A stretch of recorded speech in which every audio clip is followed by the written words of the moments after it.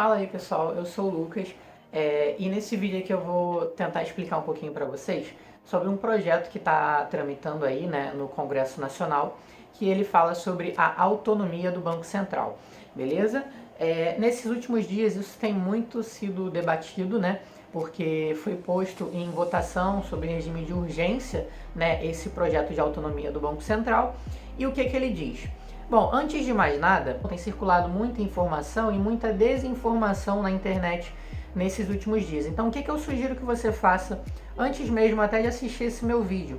Cara, lê a proposta. Eu vou colocar um link aqui embaixo, tá? Com a proposta na íntegra. Então, eu sugiro que você leia. Essa proposta ela tem 6 páginas, sendo que assim, a fonte ela é bem grande. Então, se fosse com uma fonte normal, teria umas 3 páginas. Então, eu sugiro que você leia a proposta na íntegra para que você forme a sua própria opinião com base nisso, beleza? Mas vamos lá. Como que funciona o Banco Central hoje, tá? E como que ele funcionaria caso essa proposta venha a ser aprovada? Atualmente, o Banco Central ele é composto por 9 diretores. Isso não é alterado na proposta, ele continua funcionando dessa forma. Esses 9 diretores, eles são nomeados pelo presidente da República, eles são sabatinados pelo Senado Federal após essa indicação do presidente da República, e sendo aprovados pela sabatina no Senado, eles assumem o cargo. Como que funciona atualmente? A qualquer momento que o presidente da República, então que o Poder Executivo queira exonerar algum diretor do Banco Central, ele pode, certo? Então, deixa eu dar um exemplo aqui para vocês, como funciona e como passaria a funcionar. No ano passado e ainda nesse ano, né, mas no ano passado a gente teve ali no ápice da pandemia, né, uma situação onde o ministro da Saúde, ele tinha uma determinada recomendação. Então o ministro da Saúde ele falava para as pessoas utilizarem máscaras, para as pessoas evitarem sair de casa e para que todos os estabelecimentos que não fossem essenciais, que eles ficassem fechados, tá? O presidente da República, ele discordava desse tipo de recomendação, tá? Então, o que aconteceu? No ápice da pandemia, no período que a gente mais estava tendo número de casos e mortes, a gente teve uma troca de ministro da Saúde e depois, logo em seguida, a gente teve uma nova troca de ministro da Saúde, ficando com um ministro interino, tá?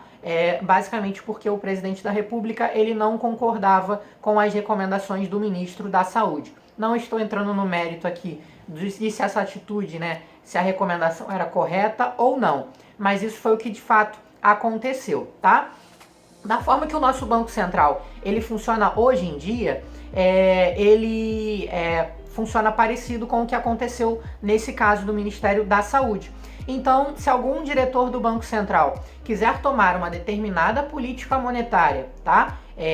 Quiser adotar algum determinado direcionamento, né, para o Banco Central, e o presidente da República não concordar com isso, ele pode simplesmente exonerar de maneira unilateral esse diretor do cargo. Então, o nosso Banco Central, né, ele é bastante vulnerável a pressões políticas da forma que funciona atualmente. E o que essa proposta ela prevê? O que ela muda, tá? A diretoria do Banco Central continuaria tendo 9 membros, 9 diretores. Eles continuariam sendo indicados pelo presidente da República, continuariam sendo sabatinados pelo Senado antes de assumir o cargo. O que muda? Ao invés dele não ter um mandato fixo, como é atualmente, os diretores do Banco Central eles vão passar a ter um mandato fixo, tá? Na proposta, se ela não for alterada pelo Congresso, esse mandato ele é fixo de 4 anos, tá? E aí como funciona? O presidente da República foi nomeado em 2018. A partir do dia 1º de janeiro de 2019, quando ele assumiu o cargo, a diretoria que ele nomeou para o Banco Central também assumiu. Tá? Como ficaria com essa nova proposta? O presidente da República ele continua nomeando, né, como eu já disse, os diretores do Banco Central.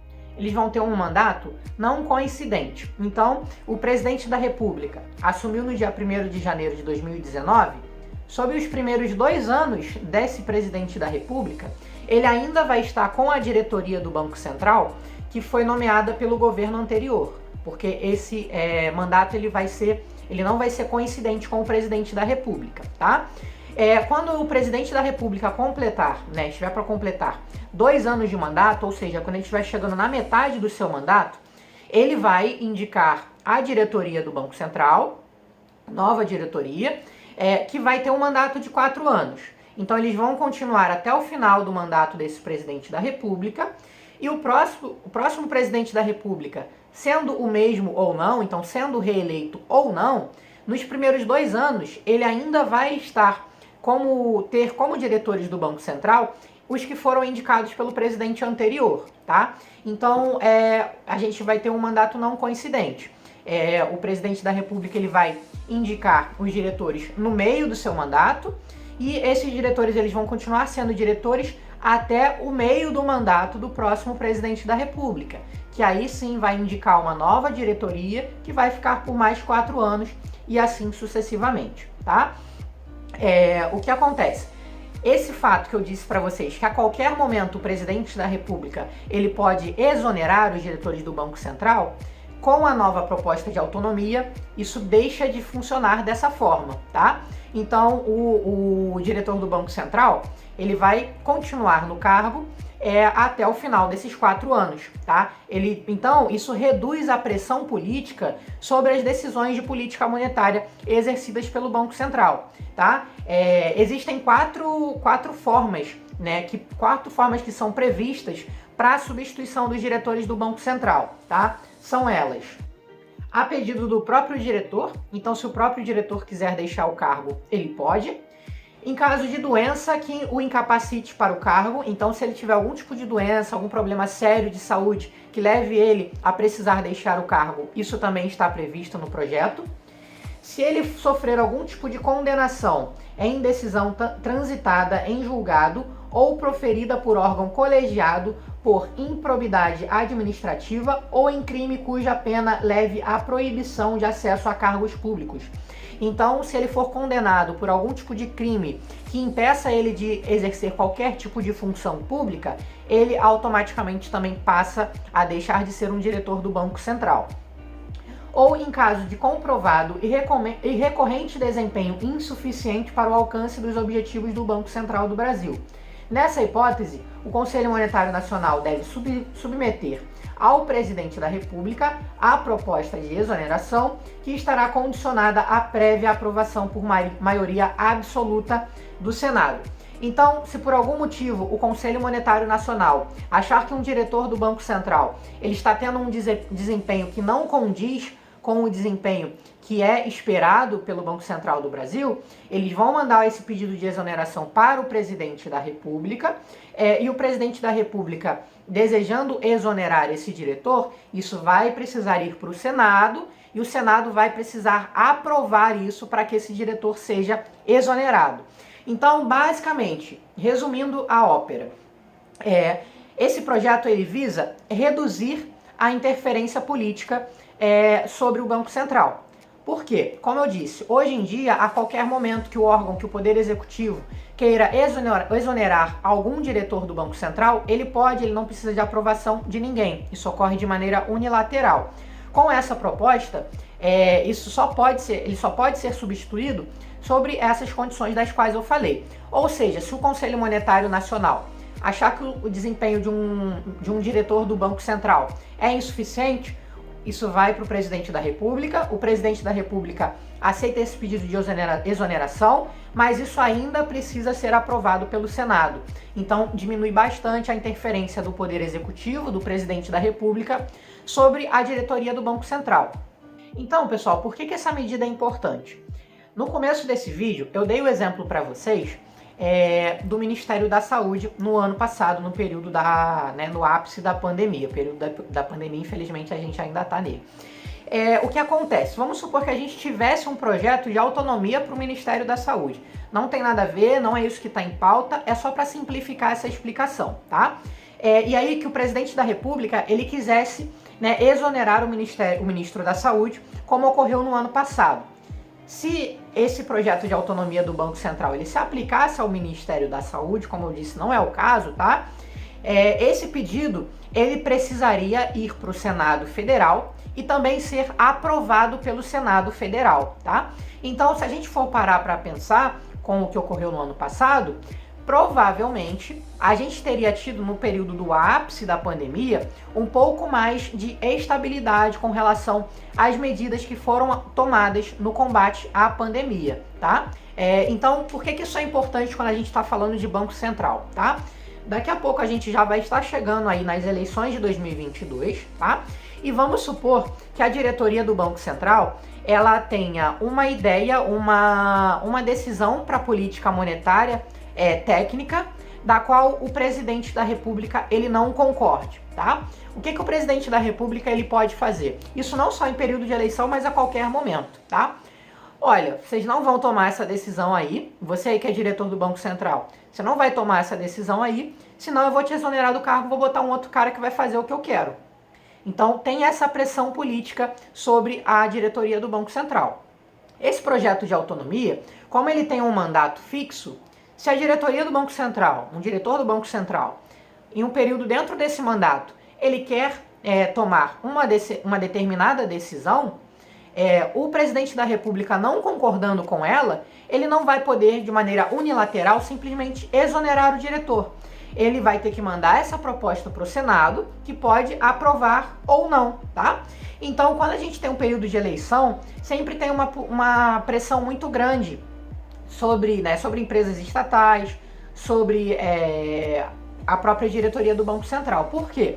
Porque o presidente da República, ele querendo se reeleger, ou ele querendo eleger alguém que é do partido dele, né, ou que vai dar continuidade às políticas dele, ele vai fazer uma pressão sobre o Banco Central e sobre os órgãos que estão sob controle dele, para que eles tomem as políticas que vão beneficiar o presidente da República. Com essa proposta, como a diretoria do Banco Central tem um mandato fixo, ela vai ter mais autonomia para poder exercer a política monetária. Então, essa decisão ela vai ser tomada pelos diretores do Banco Central com uma maior independência do Poder Executivo. Então, sem estar sofrendo tanta pressão assim do presidente da República, né, do Poder Executivo, beleza? E aí, quando teve a eleição, pelos próximos, como a gente tem um mandato fixo de 4 anos, pelos próximos 2 anos do próximo presidente ou do presidente reeleito, a diretoria do Banco Central ela ainda vai continuar a mesma. Chegou na metade do mandato do presidente da República, que ele vai indicar novos diretores, que vão continuar por mais 4 anos, ou seja, até a metade do mandato do presidente da República eleito ou reeleito. Chegando na metade do mandato dele, ele vai indicar uma nova diretoria, que vai ficar até o final do mandato desse presidente, e esse presidente sendo reeleito, ou entrando um novo presidente da República, essa diretoria ela ainda vai continuar por mais 2 anos.